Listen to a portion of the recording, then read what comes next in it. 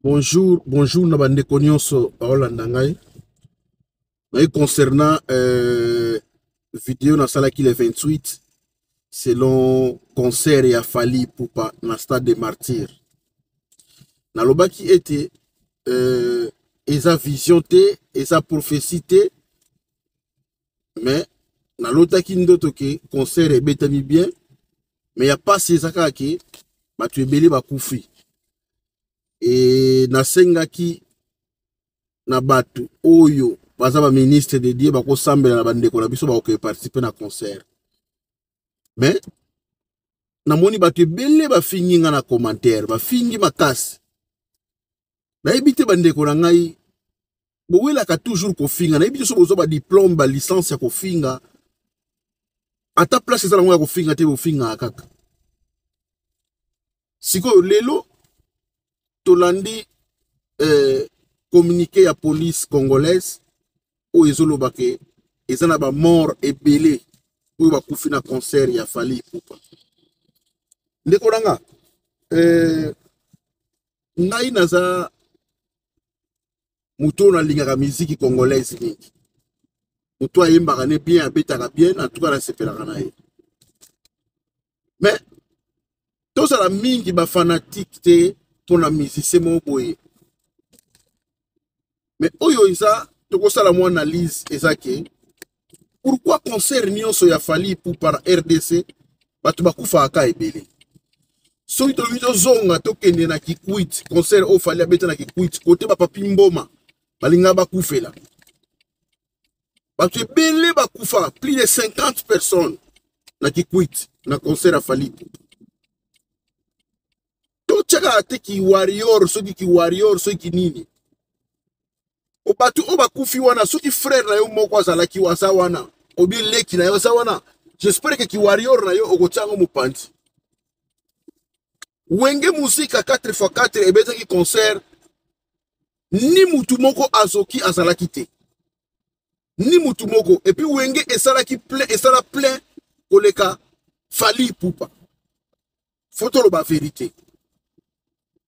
batu ba na concert ya Fali Poupa oui.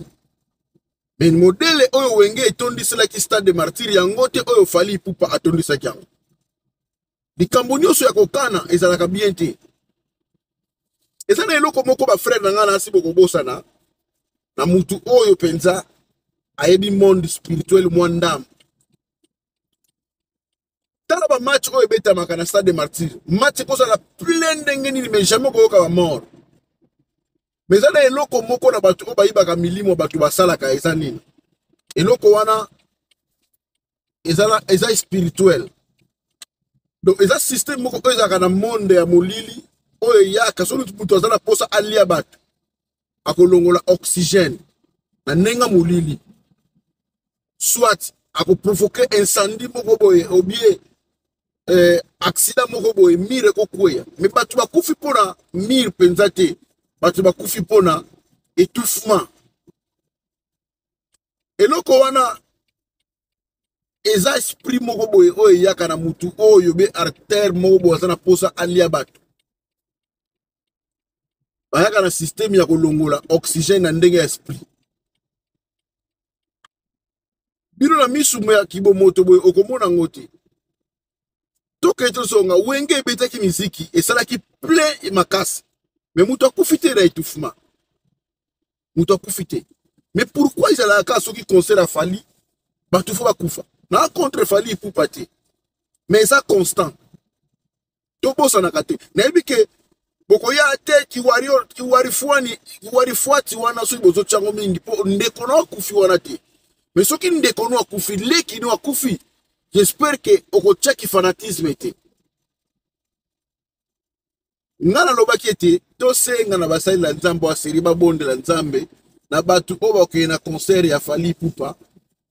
ke eloko esala te mais ngana loti bati bakufi ebele na lotaki yango na obina bino bien ke naza pasteur te naza évangéliste te naza donc naza na titre moko te na modèle ke ya ba église mais eza ndoto à peine mais bele boyi ko finga siko aba mort basa wana ebele bolobi ni na bino oboyela ko finga po ezaka ba congolais mutu akufi ba frère na biso ba congolais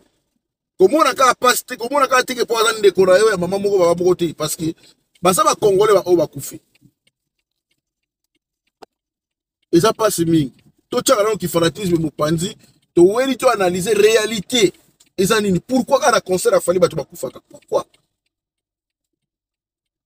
eza ngonde futo luka to mitunaka pourquoi so zaka yi to ka tour afali bato bakufaka pourquoi nini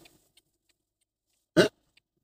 résumé au police asali pour le moment ils ont pesé plus de 20 quelques 26 morts au delà ya ba blessés